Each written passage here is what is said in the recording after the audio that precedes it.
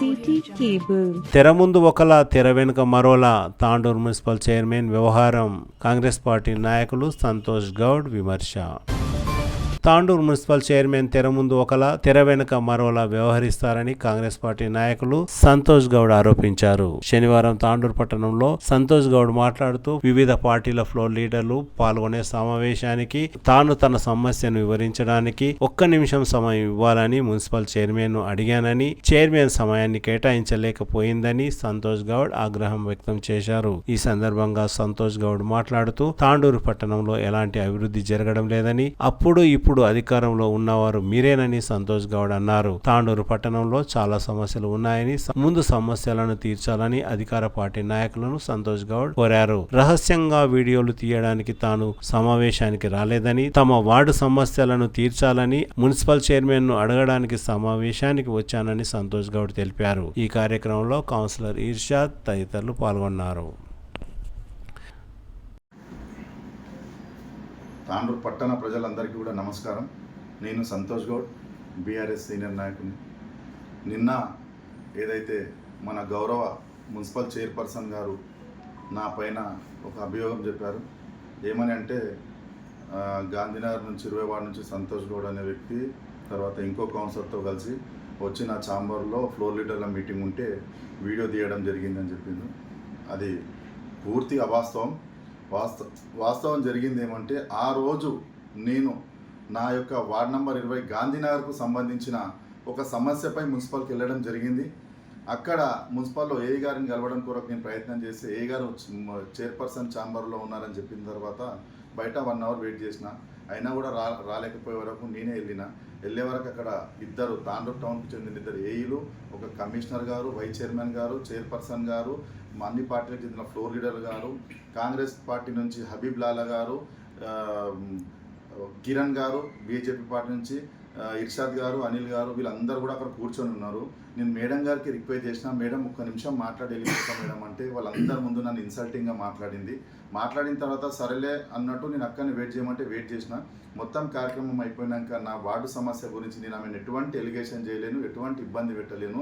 Madam, నా వార్డులో నాకు తెలియకుండా కొన్ని పనులు జరుగుతున్నాయి. నేను గత నెల రోజుల నుంచి మా దగ్గర శానిటేషన్కు సంబంధించి, డ్రైనేజీకి సంబంధించి వర్షాకాలం వస్తుంది కాబట్టి ఓ డ్రైనేజ్ సమస్య, తర్వాత 2-3 చిన్న జేసీబీకి సంబంధించిన సమస్యలు ఉంటే నెల నుంచి అడిగితే నాకు ఎటువంటి సహకారం అందించకుండా సడన్గా మా జేసీబీ మా వార్డులో వచ్చిందని నాకు ఫోన్ చేస్తే నేను శానిటేషన్ ఇన్స్పెక్టర్ అడిగితే సరైన సమాధానం రాలేదు. నేను మేడం గారికి ఒకటే కోరిన, మేడం ఇది రావడం కరెక్టే కాదనట్లే, కాకపోతే చెప్పి రావడంతో మేము ఎక్కడైతే వర్క్ ఉందో అక్కడ చేసుకోవడానికి అవసరం ఉంటుంది కదా అని చెప్పి దీని విషయంలో మాట్లాడినా. ఆ రోజు వైస్ చైర్పర్సన్ గారు రజాక్ భాయ్ గారు మధ్యలో ఈ యొక్క సమస్యని పరిష్కారం చేసి, లేదు ఇప్పటి నుంచి అట్లా ఏం జరగదని చెప్పి పంపడం జరిగింది. ఇంతే, మీరు ఎవరు అడిగినా కూడా ఆ రోజు చైర్పర్సన్ ఛాంబర్లో ఉన్న ప్రతి ఒక్కరు కూడా ఈ విషయాన్ని మీకు వివరిస్తారు. అలాగే చైర్పర్సన్ గారు తెర ముందు ఒకటి, తెర వెనుక ఒకటి. మీరు ఏమన్నా చెప్పేది ఉంటే వాస్తవాలు చెప్పాలి. మీరు వైస్ చైర్పర్సన్ పక్కన ఉన్నారు, అంతమంది 5-6 మంది కౌన్సిలర్లు ఉన్నారు. నేను ఉన్నది ఏంది, నా సమస్య కొరకు వచ్చినా వెళ్ళిపోయినా, నేను వీడియోలు తీసి బ్లాక్మెయిల్ చేసే రకం కాదు. నేను ఏమున్నదో నా సమస్య కొరకు వచ్చినా నా సమస్య పరిష్కారం చేసుకున్నా. వైస్ చైర్పర్సన్ గారు చేసిన సమస్య పరిష్కారం కూడా చైర్పర్సన్ చేయలేదు. మళ్ళీ ఆమె ఏమీ సహకారం లేదు, కూర్చుంది అట్లే. వైస్ చైర్పర్సన్ గారు ఏం చేశారంటే బాధ్యత తీసుకొని అక్కడ ఉన్న మా వార్డులో ఉన్న ఆఫీసర్కి మాట్లాడి ఇట్లా జరగకూడదు, తప్పు, భవిష్యత్తు ఇట్లాంటి పునరావృతం కావద్దని చెప్పడం జరిగింది. దాని తర్వాత కొంతమంది సోదరులు, మా తోటి కౌన్సిలర్లు కొంతమంది ఏమంటున్నారంటే, వార్డులో అభివృద్ధి జరిగినప్పుడు సహకరించాలి, ప్రజాపాలన లోపల అభివృద్ధి జరిగితే మా తోడుగా నడవాలి, మీకు అన్ని చాలా సంతోషం బ్రదర్ మీరు చెప్పారు కదా. ఒక్కటి గమనించాలి, మా పక్క వార్డులే ఉంటారు మీరు కూడా. నా వార్డులో ఒక వాటర్ ట్యాంక్ కొరకు 4 సార్లు ఫోన్ చేయాల్సి వస్తున్నది. ఒక స్తంభానికి లైట్ పోతే వారం ఎదురు చూడాల్సి వస్తున్నది. ఒక మార్చి 2వ తేదీ కంప్లైంట్ పెట్టిన, మంచినీటిలో డ్రైనేజ్ వాటర్ కలిసి వాటర్ సమస్య వస్తుంది అని చెప్పి మార్చి 2వ తారీఖు చెప్తే ఏప్రిల్, మే, జూన్, జూలై 4 నెలలు అవుతుంది. మీ ప్రజాపాలన చూసుకో, ప్రజాపాలన చెప్తున్నావు కదా ప్రజాపాలన అని చెప్పి, నీ వాళ్ళ జరిగితే ప్రజాపాలన కాదు, అన్ని వాళ్ళ జరిగితే ప్రజాపాలన అంటారు. మీరు రూలింగ్ గవర్నమెంట్ వాళ్ళ గల్లీలో ప్రజాపాలన చేసుకొని దేశమంతా ప్రజాపాలన చేసినామంటే కాదు. అది నా దగ్గర సమస్య ఉంది, రేపు వస్తారంటే ఓపెన్ ఛాలెంజ్ చేస్తున్నా. మీరు ఎంతమంది కౌన్సిలర్లు వస్తారా రండి, చైర్పర్సన్ వస్తారా రండి, వైస్ చైర్పర్సన్ వస్తారా రండి, సమస్య నేను చూపిస్తా. నా దగ్గర డ్రైనేజ్ సమస్య చూపిస్తా. నా దగ్గర మంచినీటి నీళ్ళలో డ్రైనేజ్ లీక్ అయిందని చెప్తే ఇప్పటి వరకు సమస్య పరిష్కారం కూడా కాలేదు. ఒక లైట్లు లేవు, ఒక డ్రైనేజ్ లేదు, ఒక నీటి సరఫరా లేదు, ఒక వాటర్ ట్యాంక్ లేదు. ఒక్క వాటర్ ట్యాంక్ వరకు 4 సార్లు ఫోన్ చేస్తే మళ్ళీ మీరంట మాకు సహకరిస్తున్నారంట. ఏడ సహకరిస్తున్నారు, ఎక్కడ సహకరిస్తున్నారు? ఫ్లెషింగ్ చేసి ప్రతిసారి ఫ్లెషింగ్. ఒక్కటి గమనించండి, తాండ్రు మొత్తం అన్ని వార్డులో ఫ్లెషింగ్ చేసిరు. నా వాడు కొద్దిగా స్లమ్ వార్డు ఉంది, నా దగ్గర ఫ్లెషింగ్ అయితే ఏం చేయాలి? ఫ్లెషింగ్ చేస్తే ఇప్పుడు ఒక బోర్ ఇచ్చిరండి నా వాడుకు. ఒక్క బోర్ ఇచ్చినప్పుడు కొత్త బోర్ ఇచ్చి మోటార్ ఇచ్చిర్రు, సంతోషం. ఇప్పుడు ఒక బోర్ మోటార్ ఇస్తే నేను ఏం జీవితాంతం వీళ్ళ కృతజ్ఞత పడి ఉండాలన్నా? గాంధీనగర్లో పైసలు ట్యాక్స్ కడతలేమా? మా ప్రజలు ఎవరు ట్యాక్సులు కడతలేరా? గాంధీనగర్ నుంచి మీకు రెవెన్యూ వస్తలేదా? మీకెందుకు కృతజ్ఞతలు చెప్పాలి? మీరు సరైన సమయం లోపల సరైన విధంగా మీరు మా సమస్యకు స్పందిస్తే మేము ఖచ్చితంగా మీకు కృతజ్ఞత చెప్తాం. మీరు మమ్మల్ని విసిగించి ఒక్కసారి అడిగితే ఎప్పుడో 4 రోజులకు 5 రోజులకు పంపించి మళ్ళీ మీకెళ్ళి కృతజ్ఞత అంట. ఎందుకండి కృతజ్ఞత? ఇప్పుడు మా కౌన్సిలర్ గారు చెప్తారు, ఇప్పుడు మా జోబులకి వెళ్ళి వేయలేం, ఒప్పుకుంటున్నాం మేము కూడా. మీ జోబులకి వెళ్ళి ఇస్తున్నారా? మీ జోబులకి వెళ్ళి ఇస్తున్నారా?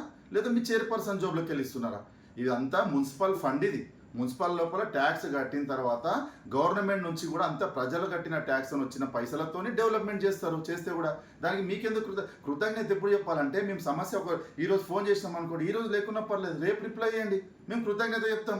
మీరు కృతజ్ఞత అడుకోవడం మేము ఇది కొత్తగా మీరు చేస్తున్నారు మాకు తెలుస్తుంది. కానీ ఎప్పుడు చేస్తున్నారు? ఈరోజు చెప్తే ఇంకో 4 రోజులకు చేస్తున్నారు. మా సోదరునికి ఒకటే చెప్తున్నా, చాలాసార్లు మీరు గమనించాలి సోదరా, చాలాసార్లు నా వాళ్ళలో సమస్య రాకుంటే నీ వాళ్ళకు వచ్చిన జేసీబీ అనే డ్రైవర్ రిక్వెస్ట్ చేసుకొని 5-5 నిమిషాలు పని చేయించుకున్నాను. తెలుసా నీకు ఈ విషయం? నీ వాళ్ళలో వచ్చిన జేసీబీతో నా వాళ్ళ పని చేయించుకున్నా. నా సమస్య నాకు తెలుసు, మీకు తెలియదా? కూర్చొని మాట్లాడుతున్నారు. తాండ్రులో చాలా సమస్యలు ఉన్నాయి, నీటి సమస్య ఉన్నాయి, దానిపైన దృష్టి పెట్టుండి. గవర్నమెంట్ హాస్పిటల్ తీసుకుపోతున్నారు, దానిపైన దృష్టి పెట్టుండి. తాండ్రులో జనాభా పెరుగుతున్నది, ఒక కాలేజ్ తీసుకురండి గవర్నమెంట్స్కి మాట్లాడి.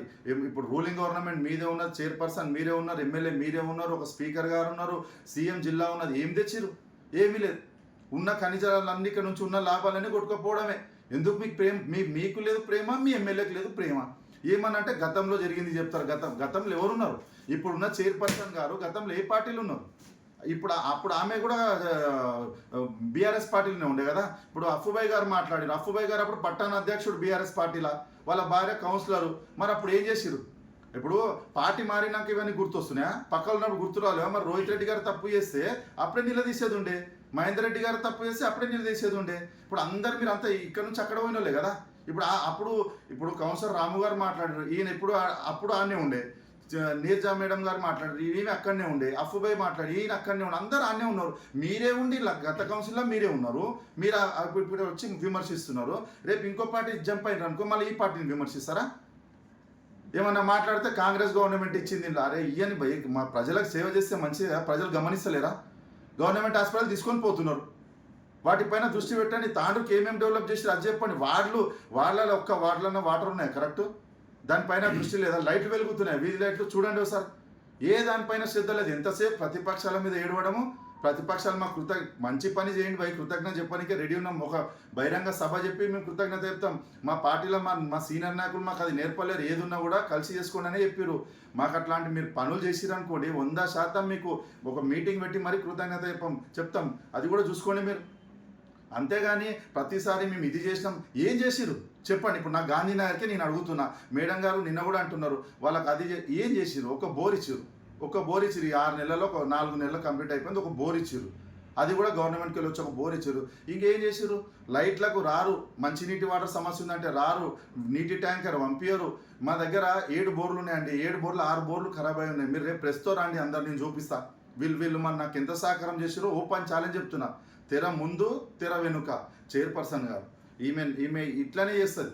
ముందు ఒకటి మాట్లాడుతుంది, మీడియా ముందు ఒకటి మాట్లాడుతుంది, మీడియా తర్వాత ఒకటి మాట్లాడుతుంది. మాకు ఎందుకండి మీ పైన కోపం? మొన్న మీ ఛాంబర్లోకి వచ్చి మేము మాట్లాడింది ఏంది? మీరు మా బహిరంగ ప్రజలకు చెప్తున్నది ఏంది? మేము మీతో గొడవడానికి రాలేం. ఆ రోజు జరిగింది ఏంది? గత నెల రోజుల నుంచి కూడా రిక్వెస్ట్ చేస్తే ఏ పనులకు సహకరించారండి మీరు? ఈరోజేమో మాకు ఇలా ప్రజల్లో తప్పుదో పట్టిస్తారా? ప్రజలు అన్నీ గమనిస్తున్నారు. మీరు చేసే ప్రతి కార్యక్రమం మీకు ఎంతసేపు పట్టణాభివృద్ధి మీద లేదు, మంచినీటి సమస్య మీద లేదు, లైట్ల మీద లేదు, డెవలప్మెంట్ మీద లేదు, ఎంతసేపు ప్రతిపక్షాల మీద బట్ట కాల్చి మీదేయాలి, ఇక వాళ్ళే చూసుకుంటారన్న చందంగా మీ ప్రవర్తన ఉన్నది. దయచేసి పద్ధతి మార్చుకోండి. మేము ఎప్పుడు కానీ పట్టణ ప్రగతికి మీకు సహకారం అందించడానికే మేము సిద్ధంగా ఉన్నాం. కాకపోతే మీరు కూడా మా సహకారం తీసుకోవడానికి సిద్ధంగా ఉండండి. అంతేగాని ఏదో ఒకటి నోటుకు వచ్చింది మాట్లాడి చేతులు దులుపుకుంటే ఊకునేది లేదు. ఖచ్చితంగా ఆ రోజు నేను మళ్ళీ కూడా చెప్తున్నా, ప్రెస్ ముఖంగా ఆ రోజు డేట్ లోపల ఒక 5-6 మంది కౌన్సిలర్లు, వైస్ చైర్పర్సన్ గారు ఉన్నారు. నేను వచ్చింది నా వార్డు సమస్య కొరకు అంతే మాట్లాడి వెళ్ళిపోయినా తప్ప మిగతా విషయాలతో నాకు సంబంధం లేదు. ఆ చైర్పర్సన్ గారిని కించపరచాలనే ఉద్దేశం మాకు లేదు. ఒక మహిళా చైర్పర్సన్ని ఏ విధంగా మర్యాద చేయాలో అదే విధంగా చేస్తాం. ఆమెకు ఒకవేళ ఈ చైర్పర్సన్ పదవి కొత్తగా ఉండి అర్థం కాక మా పైన అబండాలు వేస్తుందేమో, కానీ మేము అట్లాంటి వాళ్ళం కాము. మీరు ఖచ్చితంగా డెవలప్ చేయండి, మా సహకారం 100% ఉంటుంది. అంతే తప్ప లేనిపోయిన ఆరోపణలు మా పైన చేస్తే మాత్రం ఊరుకునేది లేదు. ఊళ్ళో మీరు గమనించినట్టయితే పొద్దున్న నుంచి సాయంత్రం వరకు అర్ధరాత్రి అయితే చెప్పొద్దు, ఉస్కా ట్రాక్టర్లు అది ఉంటుందంటే మీకు నా దగ్గర ప్రూఫ్స్ ఉన్నాయి. ఎటు పడితే అటు యాక్సిడెంట్లు. మొన్న ఒక గవర్నమెంట్ టీచర్నే గుద్దింది ఉస్కా ట్రాక్టర్. అంతకుముందు రోజు పాతాండ్రులో ఒక ఇంటికే గుద్దింది ఉస్కా ట్రాక్టర్. విచ్చలవిడిగా ఉస్కా వ్యాపారం జరుగుతున్నది. ఇక్కడేమో మున్సిపల్ ఆఫీస్లోనేమో డీ గారు గతి లేరు. మాకు 5 లక్షల రూపాయలు అది పని పెడతాం, వర్షాకాలం వస్తుంది, కల్వర్ట్లు కడతామని చెప్పారు. ఇప్పటిదాకా కీ లేదంటారు.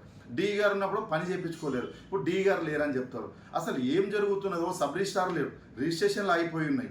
అసలు ఏమైనా జరుగుతుందా? మీరు ఎక్కడ దృష్టి పెడుతున్నారు? మీరున్న చైర్పర్సన్ హోదాలో ఉన్న మీ మున్సిపల్లో, మన మున్సిపల్లో డీ గారు లేరు. అక్కడ పనులు ఆగిపోయినాయి. ఆ డీ గారితో కీ లేదంటారు. ఇంకోరు ఇన్ఛార్జ్ డీ ఉన్నారంటారు. ఇన్ఛార్జ్ డీ ఎక్కడ ఇప్పటిదాకా ఆయన ముఖం కూడా లేదు. మేము గతంలో కూడా పత్రికాముఖంగా చెప్పినాం, డీ గారిని నియమించండి. ఏ గ్రేడ్ మున్సిపాలిటీ ఉన్నది, మున్సిపాలిటీ ఏర్పడి 75వ సంవత్సరంలో అడుగు పెడుతున్నాము, మనం ఎంత ముందు ఉండాలి? ఏం జరుగుతున్నది? చౌరస్తా నుంచి బస్ స్టాండ్ తీసుకోండి, చౌరస్తా నుంచి ఎన్టీఆర్ నగర్ తీసుకోండి, చౌరస్తా నుంచి రైల్వే స్టేషన్ తీసుకోండి, లైట్లు వెలుగుతున్నాయా? మీ మనస్సాక్షి ఒప్పుకుంటుందా? మీ మనస్సాక్షి ఒప్పుకుంటుందా? కోర్టు రోడ్లో గత నెల రోజులుగా లైట్లు వెలుగుతలేవు. మీతో ఏం మాకు గట్టిగా మాట్లాడితే సిబ్బంది లేరంటారు. సిబ్బంది లేకుంటే తెచ్చుకోండి. ఏం ప్రతిపక్షంలో ఉన్నారా మీరేమన్నా? అధికార పక్షంలో ఉన్నారు. ఎమ్మెల్యే గారికి చెప్పండి, పోయి తీసుకురమ్మని చెప్పండి. ఇక్కడ కరెక్ట్ లేబర్ లేరు, కరెక్ట్ ఇది లేదని చెప్పి తీసుకోండి. మీ గవర్నమెంటు, మీ స్పీకరు, మీ సీఎం, మీ ఎమ్మెల్యే, మీ చైర్పర్సన్ వీటిపైన లేదు దృష్టి. వాళ్ళేమన్నారు, వీళ్ళేమన్నారు, వాళ్ళేమంటున్నారు, వీళ్ళేమంటారు, పక్కలో లేనిది ఈ ఉసులేంది, ఆ ఉసులేంది. ఉసులు ఎవరు చేస్తున్నారు మాకు తెలియదా? మాకు అన్నీ తెలుసు ఉసులు ఎవరు చేస్తున్నారు అనేది. ఒక చిన్న డబ్బా కొరకు లేనిపోయిన ఆరోపణలు చేస్తున్నారు. మాకు తెలియదా డబ్బా సంగతి ఏందో, గతంలో జరిగిందేందో, భవిష్యత్తు జరిగిందేందో? రండి, మేము చూపిస్తాం. ఇప్పుడు మనము ఎడ్ల బజార్ ఎదురుగా ఒక పెద్ద షెడ్ ఉంటుందండి. స్టీల్ వ్యాపారం చేసుకుంటున్నాడు. దానిపైన ట్యాక్స్ ఎంత వస్తున్నది? 2-3 వేల కన్నా ట్యాక్స్ ఎక్కరాదు. లక్షల్లో, సంవత్సరం కోట్లలో వ్యాపారం జరుగుతున్నది. మరి ఇట్లాంటి షాపులు చాలా ఉన్నాయి. వాటిపైన వదిలేసి ఏదో 2 ఎడ్లు కట్టుకుంటున్న ఒక వ్యాపారి సాయిపూర్లో 2 ఎడ్లు కట్టుకొని ఇచ్చేసే వ్యాపారిని ఇబ్బంది గురి చేస్తున్నారు. 50 గజాల ఇది ఇష్టం వచ్చినట్టు వ్యాపారాలు ఉన్నాయి. మీరు హైదరాబాద్ రోడ్ తీసుకోండి, గౌతపూర్ రోడ్ తీసుకోండి, తర్వాత కోడంగల్ రోడ్ తీసుకోండి. మీరు ఎన్ని ఉన్నాయి అనుకున్నావు డబ్బాలు? విపరీతం. ఏం ట్యాక్స్ వసూలు చేస్తున్నారో చూపించండి. ఇవన్నీ ఇక్కడ ఎవరి జోబులోకి పోతున్నాయి? కమిషన్లు అంతా ఎవరి జోబులోకి వెళ్తున్నాయి? సాయిపూర్లో చిన్న వాడు ఎడ్లు కట్టుకుంటే పాపం ఒక రైతు వాడిని ఇబ్బంది గురి చేసి తిప్పలు పెడుతున్నారు. దానికి మేము ఏమైనా మాట్లాడితే మా ఫ్లోర్ లీడర్కి ఏమంటారు, ఆడ లక్షలు తిన్నారంటున్నారు. అరే వాళ్ళు ఎందుకు లక్షలు తింటారు భయ్? వాళ్ళ ఇంట్లో జీతగాళ్ళకి ఇస్తారు 1-2 లక్షల జీతాలు. వాళ్ళ ఇంట్లో కరెంటు బిల్లు ఉంటుంది 50-60 వేలు. అట్లా మాట్లాడొద్దు. దేనికైనా కానీ ఒక పద్ధతితో మాట్లాడాలి. ఆడ వేరే లేవా? రండి, మేము చూపిస్తాం రండి. మాతో పాటు ఎన్నెన్ని డబ్బాలు ఉన్నాయి, ఎక్కడెక్కడ ఏమేమి ఉన్నాయి, వాటి జోలికి ఎందుకు పోతలేరు? మీరు చౌరస్తా నుంచి ఇక్కడ ఎన్టీఆర్ నగర్ దగ్గర తీసుకోండి. మీరు ప్రతి షాప్ చూసుకోండి, వసూలు చేస్తున్నారు ట్యాక్సులు. వసూలు చేయకుంటే ఎవరి జోబులోకి పోతున్నాయి? రెసిడెన్స్ నెంబర్లు తీసుకొని కమర్షియల్ యూజ్ చేస్తున్నారు. వాటిపైన లేదు మీకు ధ్యానం. వాటిపైన ఎవరు ధ్యానం పెడుతున్నారు? ఎంతసేపు పక్కపాటుల మీద అని చెప్పడం తప్ప వేరే లేదు. ఉసుక కూడా విపరీతమైన ఉసుక. రోడ్ల దగ్గర కమిషన్లే, ఉసుకల దగ్గర కమిషన్లే. ఆ ప్రాజెక్ట్ కడుతున్నాం, ఈ ప్రాజెక్ట్ కడుతున్నాం. ప్రాజెక్టుకు అవసరమైన ఉసుక 100 ట్రాక్టర్లు అయితే 1000 ట్రాక్టర్లు తీసుకొని 900 ట్రాక్టర్లు అమ్ముతున్నారు. మీరు తెలియదా? పబ్లిక్ అందరికీ తెలుసు.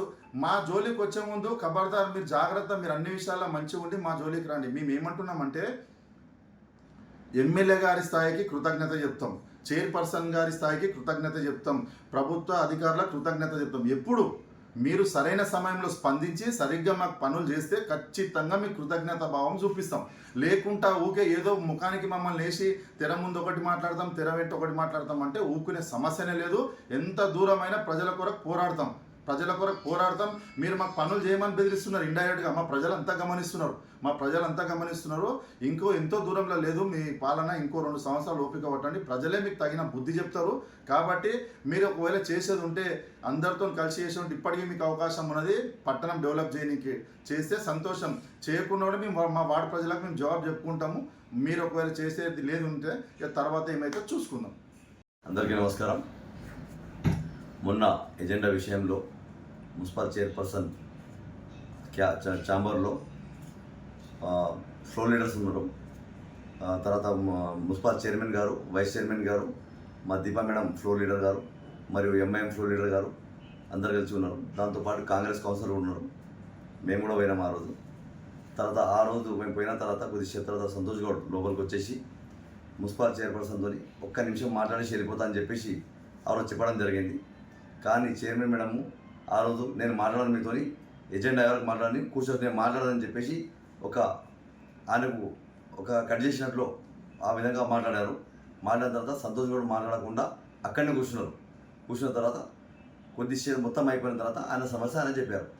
నా వార్డులో నేను 50 సార్లు మున్సిపల్ జేసీబీ కోసం నేను ప్రయత్నించినా నాకు పంపించలేదు.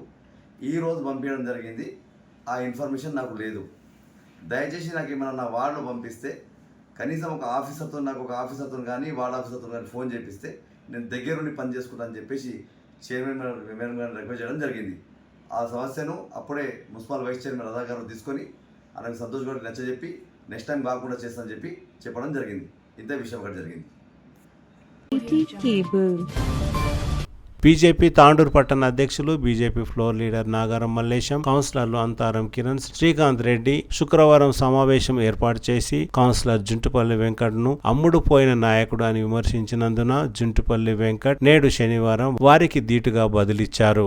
ఈ సందర్భంగా కౌన్సిలర్ జుంటుపల్లి వెంకట్ మాట్లాడుతూ తాను ఎవ్వరికి అమ్ముడు పోయానో తెలిపాలని, అందుకు మధ్యవర్తిగా వ్యవహరించిన వారెవరో వారి పేరును కూడా తెలపాలని, లేదంటే తీవ్ర పరిణామాలుంటాయని జుంటుపల్లి వెంకట్ హెచ్చరించారు. నాగారం మల్లేశం కుటుంబ సభ్యులే అమ్ముడు పోయారని, తమ సొంత గ్రామంలో కాంగ్రెస్ పార్టీ సర్పంచ్ గా వ్యవహరిస్తూ తాండూరు పట్టణంలో బీఆర్ఎస్ కు అమ్ముడు పోయి బీజేపీ పార్టీలో కొనసాగుతున్నారని విమర్శించారు. కేంద్ర ప్రభుత్వం ఎస్ఐఆర్ తేవడం ఇలాంటి వారి ఓట్లను తొలగించడానికే ప్రవేశపెట్టారని అన్నారు. నేను వారిని రాజకీయంగా విమర్శించానని, వారే వ్యక్తిగతంగా తనను విమర్శించారని జుంటుపల్లి వెంకట్ ఆవేదన వ్యక్తం చేశారు. మీ ముగ్గురికి ట్రైలర్ ఏంటో చూపిస్తానని వెంకట్ హెచ్చరించారు. కౌన్సిలర్ అంతారం కిరణ్ కు అమ్ముడు పోవడం గురించి బాగా తెలుసని, అందుకే తన తల్లి అంతారం లలిత కౌన్సిలర్ గా ఉన్న సమయంలో ఎన్నో అక్రమాలకు పాల్పడ్డారని, అందుకు సంబంధించిన సాక్ష్యాలు తన దగ్గర ఉన్నాయని, ప్రజా సమస్యలను ప్రశ్నించే గొంతుకలు రాజీనామా చేసి ప్రజాక్షేత్రానికి వెళ్దామని, తాను కూడా ఎన్నికలకు సిద్ధమని, ఎప్పుడు రాజీనామా చేద్దామో తెలుపాలంటూ జుంటుపల్లి వెంకట్ సవాలు విసిరారు. తమ్ముడు కిరణ్, నీకే సూటిగా, అమ్మ లలితమ్మ కౌన్సిలర్గా గెలిచిన తరువాత నువ్వు చేసిన దౌర్జన్యాలకు, నువ్వు చేసిన అరాచకాలు అన్నీ ఎవిడెన్స్తో సహా తెచ్చిన నా దగ్గర ఉన్నాయి తమ్ముడు, టెన్షన్ తీసుకోకు. నేను రాజకీయంగానే వార్డు డెవలప్మెంట్ గురించే నేను హెచ్చరించిన నిన్నటి ప్రెస్ మీట్లో. కానీ నువ్వు ఏం చేసినావు, నా వ్యక్తిగతంగా నేను ఏ తప్పు చేయనిది నన్ను అమ్ముడు పోయినావని దళిత బంధం చెప్పి అబాసపాలు చేసి నిందారోపణలు చేసినావు. నీ దగ్గర సరైన సమాధానం కానీ సమాచారం కానీ ఉంటే తీసుకొని బయటపెట్టు. నేను మీడియా ముఖంగానే నీకు హెచ్చరిస్తున్నా. ఖచ్చితంగా నీ ఎవిడెన్స్ నువ్వేవైతే చేసినావో గొల్లచెరు వెంట సర్వే నంబర్ 112లో ఏమేం చేసినావో అవన్నీ నా దగ్గర ఎవిడెన్స్తో సహా ఉన్నాయి తమ్ముడు, జాగ్రత్త. ఇంకొకసారి నా జోలికి వస్తే వేరే తీరు ఉంటుంది. నేను క్లియర్ కట్గా చెప్తున్నా. రాజకీయంగా నీ వార్డులో అభివృద్ధి చేసుకొని మా చైర్మన్కు మా ఎమ్మెల్యే పేరు తీసుకొని ధన్యవాదాలు చెప్పండి అని చెప్తేనే మీకు ఇంతగానం ఉన్నది.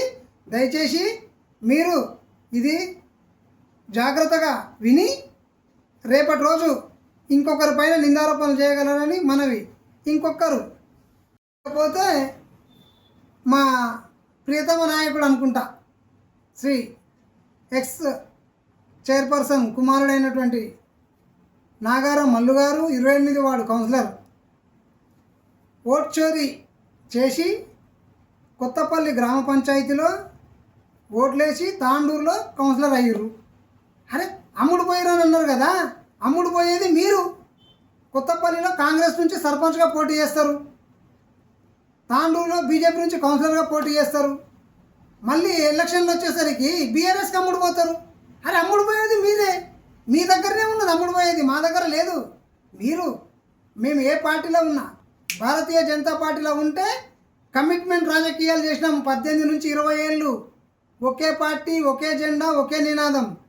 కేవలం నినాదం కోసం పనిచేసినటువంటి ఘనత వెంకటేష్ జుంటిపల్లి గారికి ఉన్నది. తాండూరు ప్రజానిక 36 వార్డులలో వెంకటేష్ జుంటిపల్లి అంటే ఎలాంటి వాడు అనేది అందరికీ తెలిసినదే. నేను అమ్ముడు పోయేటోనైతే నేను మీలాగా ఎప్పుడో మీతో పాటు ఉండి అమ్ముడు పోయేటోని. కాబట్టి ఏ పార్టీలో ఉన్న నాయకత్వం కూడా వెంకట్ జెన్యూన్ నిజాయితీపరుడు అని అంటారు తప్పితే దొంగ ఓట్ చోరీ అనరు. మీలాంటి వాళ్ళ కోసమే కేంద్ర ప్రభుత్వం కూడా ఎస్ఐఆర్ అనేది ఒకటి తీసుకొని వచ్చింది. ఆ ఓట్ చోరీ కూడా మీలాంటి వాళ్ళ కోసమే ఎస్ఐఆర్ తీసుకొని వచ్చింది. మీలాంటి వాళ్ళు అక్కడ ఓటు ఇక్కడ ఓటు ఉండకుండా ఉండడానికి, 2 చోట్ల ఓట్లు ఉండకుండా ఉండడానికే ఓట్ చోరీ తీసుకొని వచ్చింది, ఈ ఎస్ఐఆర్ తీసుకొని వచ్చింది. ఈ ఎస్ఐఆర్ ద్వారా ఇప్పుడు రాబోయే రోజుల్లో మీ ఎన్నికలు ఏంటో తెలుస్తుంది, మీ భవిష్యత్తు ఏంటో తెలుస్తుంది, మీ బలం ఏంటో తెలుస్తుంది. నేను గత 18 ఏళ్ళుగా భారతీయ జనతా పార్టీలో నేను పని చేసినాక అక్కడ కూడా నేను ప్రజల దగ్గర భారతీయ జనతా పార్టీ అంటే కమిట్మెంట్ తోటి పనిచేసిన, జనాలకు కూడా నేనంటే కమిట్మెంట్ తోటి పనిచేసిన. మిగతా మీ ముగ్గురు ఇవాళ మాట్లాడారు కదా నిన్న, శ్రీకాంత్ రెడ్డి ఒక్కరికి ఇనఫ్. మిగతా మీ ఇద్దరికి 23 వార్డులో కానీ 28వ వార్డులో కానీ గత ఎన్నికల్లో 2023 అసెంబ్లీ ఎన్నికల్లో మీ వార్డులలో జనసేన పార్టీకి ఎన్ని ఓట్లు వచ్చినాయో ఒకసారి తిరిగి మీరు వెనకకి మళ్ళీ తిరిగి చూసుకోండి తమ్ముళ్ళు. మళ్ళన్నా బాగా విను, 28వ వార్డులో జనసేనకు ఎన్ని ఓట్లు వచ్చినాయో ఒకసారి చూసుకోవే కిరణ్. ఒకసారి 23లో చూసుకో, వెనక్కి వెళ్ళి చూసుకోండి. నన్ను వెనక్కి మళ్ళీ చూసుకో అన్నావు కదా, నేను వెనక్కి మళ్ళీ చూసుకుంటే నేను భారతీయ జనతా పార్టీకి కమిట్మెంట్ తోటి పనిచేసిన. జనసేనకు 2 బూతులలో కలిపి 208 ఓట్లు. గుర్తుపెట్టుకో, జనసేనకు చాయ్ గ్లాస్ గుర్తుకు 208 ఓట్లు. 100% నీతిగా నిజాయితీగా పనిచేసి ఏపిచ్చిన ఓట్లు. గుర్తుపెట్టుకో, మీలాగా ఒక పార్టీకి అమ్ముడు పోలేదు. లోపాయికారికంగా పైన బీజేపీ కండువా లోపల ఇంకో పార్టీ కింద పనిచేయలేము. గుర్తుపెట్టుకొని మళ్ళీ నా దగ్గరికి రండి. జై హింద్.